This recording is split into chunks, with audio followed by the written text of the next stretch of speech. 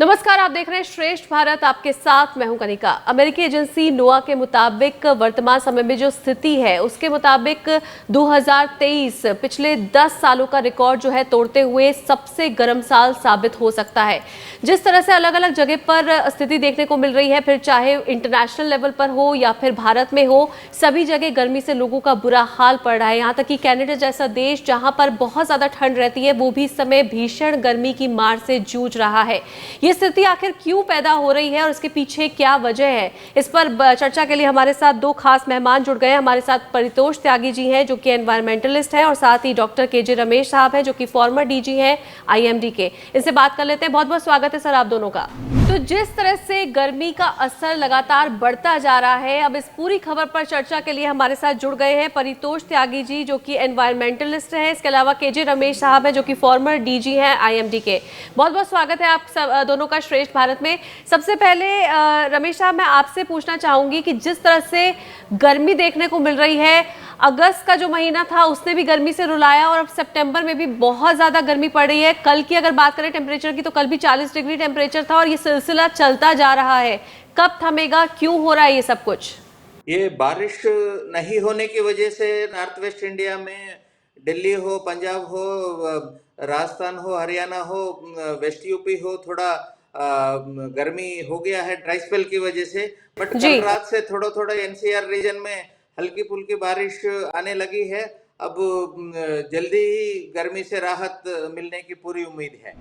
जी, परितोष त्यागी जी, आपसे अब मैं पूछना चाहूंगी कि अगर बात करें अमेरिकी एजेंसी नोआ की, तो उसका कहना है कि वर्तमान में जो हालात बने हुए हैं उसके चलते 2023 को माना जा रहा है कि पिछले 10 सालों का जो इतिहास में अगर देखा जाए तो सबसे गर्म साल जो है गर्म रहेगा।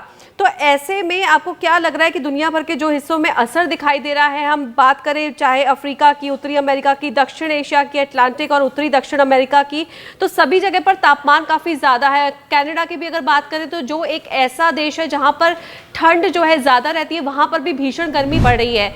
तो आप इसे किस तरह से देखते हैं?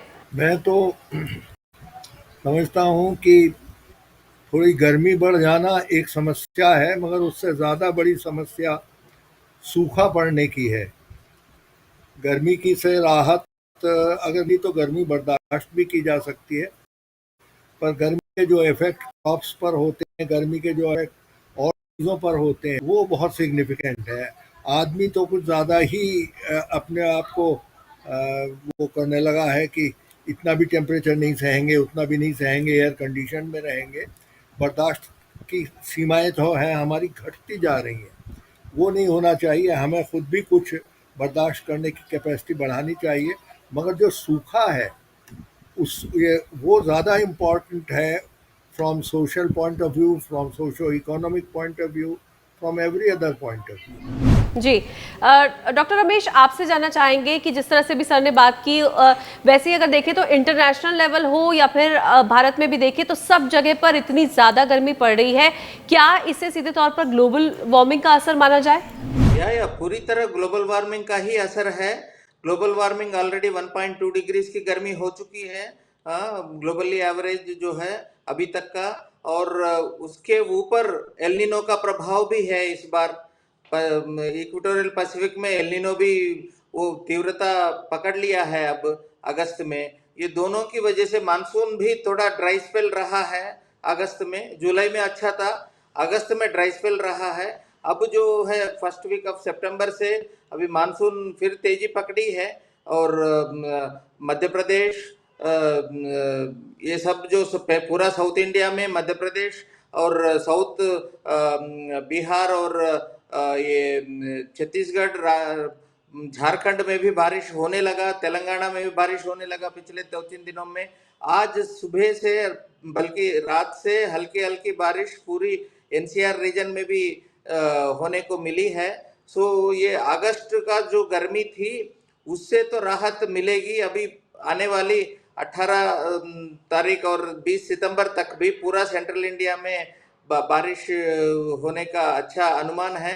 जो कमी थी अभी एग्रीकल्चर के हिसाब से, वो पैदावार की कमी थी, वो भी शायद इस एक्टिव मानसून स्पेल से पूरी हो जाएगी। बट ये सब जो है पूरा कहीं गर्मी, कहीं तेज बारिश, कहीं पूरा ड्राई स्पेल, मानसून में पूरा लंबा ड्राई स्पेल 1 महीना रहा है।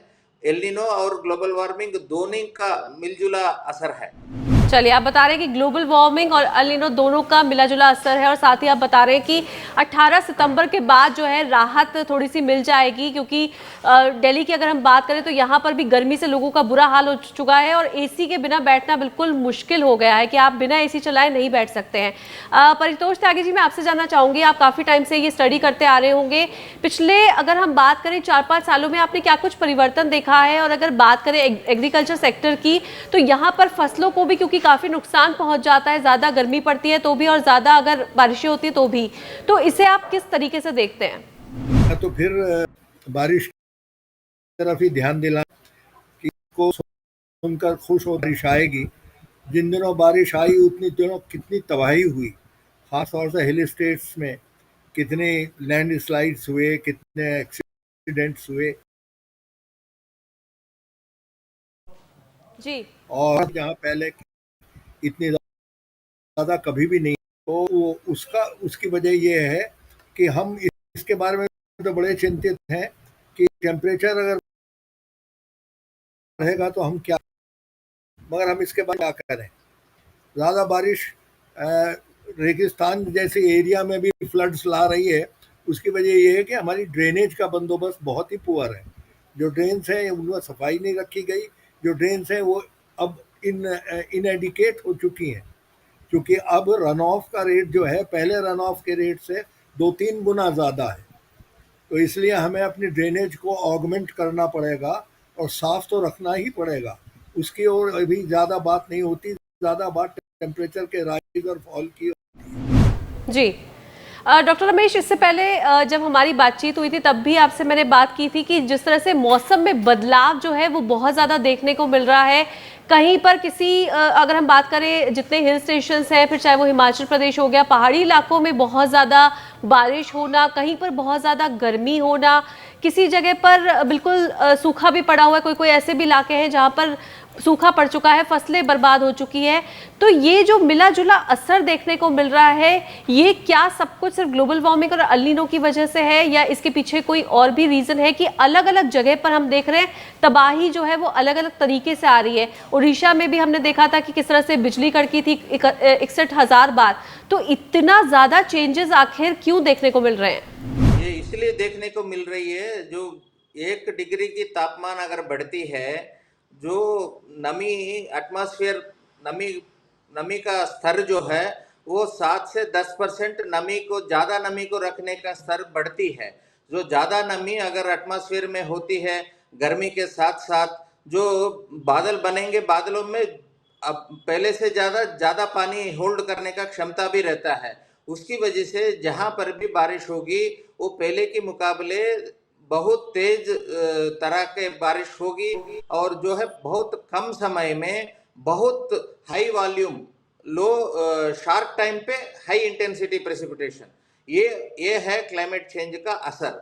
उसकी वजह से क्या है, सुबह से एक दिन में कम से कम 30-35 सेंटीमीटर की बारिश हो रही है हिल स्टेट्स में। उसकी वजह से वहाँ का जो सड़कें बने हैं, जो पानी के अंदर, जो नदियों में पानी जो है जितना कैरी कर सकता है नदी, उससे ज़्यादा पानी बारिश की वजह से पहाड़ी इलाकों से मैदानी इलाकों की तरफ आ रहा है। वो हम जो है नदी के दोनों किनारे हमने सड़क बनाए हैं, शहरें बसाए हैं। उसकी वजह से जो नदी के जो ज़्यादा प्रभाव बढ़ गया है नदी का, वो बढ़ने से जो उसके साथ साथ जो भी आ रहा है वो सबको टूटते हुए विध्वंस करते हुए आ रहा है। उसकी वजह से जो हमारा डेवलपमेंट है, नदी को थोड़ा फ्लड प्लेन छोड़ना है। अभी जैसा नदी जितना है, ज़्यादा तेज बारिश आ गई तो नदी का प्रभाव भी फैलेगा। सो उसको फैलाने के लिए हम फ्लड प्लेन में खाली जगह छोड़ा नहीं है काफ़ी जगह। उसकी वजह से नुकसान ज़्यादा हो रही है। जो हमारा डेवलपमेंट हुआ वो डेवलपमेंट जो ज़्यादा रिस्क पैदा कर रही है, रिस्क कम करने की बजाय जो हेवी रेन जो आ रही है वो ग्लोबल वार्मिंग की वजह से हो रही है, क्लाइमेट चेंज की वजह से हो रही है। उसको झेलने के लिए हमारी क्षमता कम है, इसीलिए नुकसान ज़्यादा हो रहा है। जी डॉक्टर रमेश, साथ ही आपसे ये मैं जानना चाहूंगी कि 2022 में भी गर्मी काफी ज्यादा पड़ी थी, तब लगा था कि पिछले 10 सालों का जो रिकॉर्ड है वो टूटेगा। 2023 में भी वैसे ही लग रहा है कि अब इस बार शायद ये साल जो है सबसे ज्यादा गर्म साल साबित होगा पिछले 10 सालों का। आने वाले और हम कुछ सालों की बात करें, 3 साल बाद, 5 साल बाद, तब स्थिति कैसी रहेगी और जो आने वाली जनरेशन है उसके लिए कितना मुश्किल हो जाएगा, और क्या इसी तरह की आपदाएं और इसी तरह की स्थिति हमारी आने वाली जनरेशन को भी देखनी पड़ेगी? बिल्कुल, अगर ग्लोबल वार्मिंग को कम करना है, जैसा हम ग्लोबल गाइडेंस मिला है, carbon dioxide and other green house gases की जो एमिशन लेवल्स है उसको जल्दी से जल्दी कम करना है एमिशंस को। उसके साथ साथ जो एटमॉस्फेयर में ऑलरेडी कार्बन डाइऑक्साइड जमा हुआ है उसको भी डीकार्बनाइज करना है, एटमॉस्फेयर से वापस निकालने की टेक्नोलॉजी भी डेवलप करनी है। उसके ऊपर काम चल रहा है, जो ऑलरेडी अभी से रिलीज कार्बन डाइऑक्साइड की रिलीज को खत्म करना है, और जो ऑलरेडी एटमॉस्फेयर में कार्बन डाइऑक्साइड है उसको भी निकालने का तरीका ढूंढना है। और इंडिया में उसको तरीका है जो एग्रीकल्चर में जो ऑर्गेनिक एग्रीकल्चर, जो सेंद्रीय एग्रीकल्चर हम फॉलो करेंगे, केमिकल फर्टिलाइजर नहीं इस्तेमाल करेंगे, जब जो है जमीन भी ज्यादा एटमॉस्फेयर से ज्यादा कार्बन डाइऑक्साइड को ऑब्जर्व करने का क्षमता रखती है।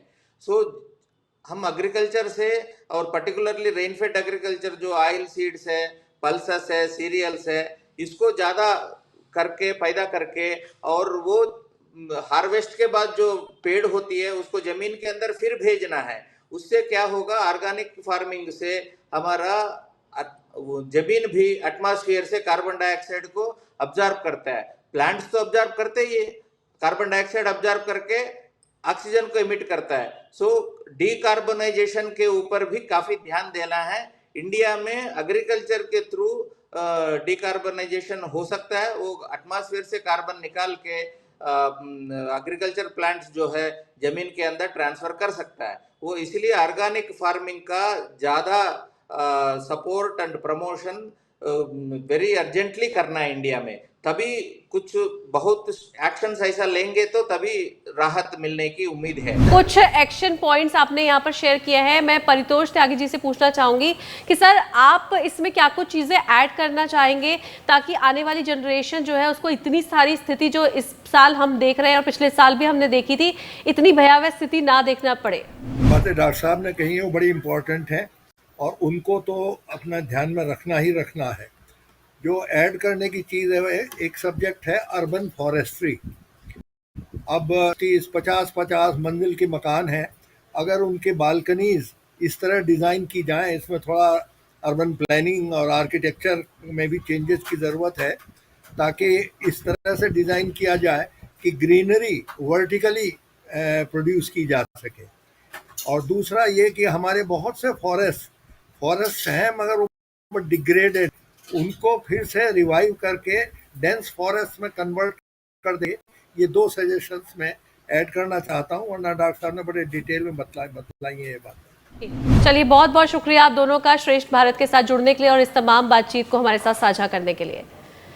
तो हमारे साथ परितोष त्यागी जी थे जो कि एनवायरमेंटलिस्ट हैं, और साथ ही केजे रमेश साहब थे जो कि फॉर्मर डीजी हैं आईएमडी के। आपको बता दें कि इन दोनों ने कई सारे एक्शन पॉइंट्स शेयर किए और ये साफ कर दिया कि अगर इन एक्शन पॉइंट्स पर काम नहीं किया जाता है तो आने वाले और सालों में स्थिति और भयावह हो सकती है, और अगर हमें अपनी आने वाली जनरेशन को इस भयावह स्थिति से दूर रखना है तो इन एक्शन पॉइंट्स पर काम करने की जरूरत है।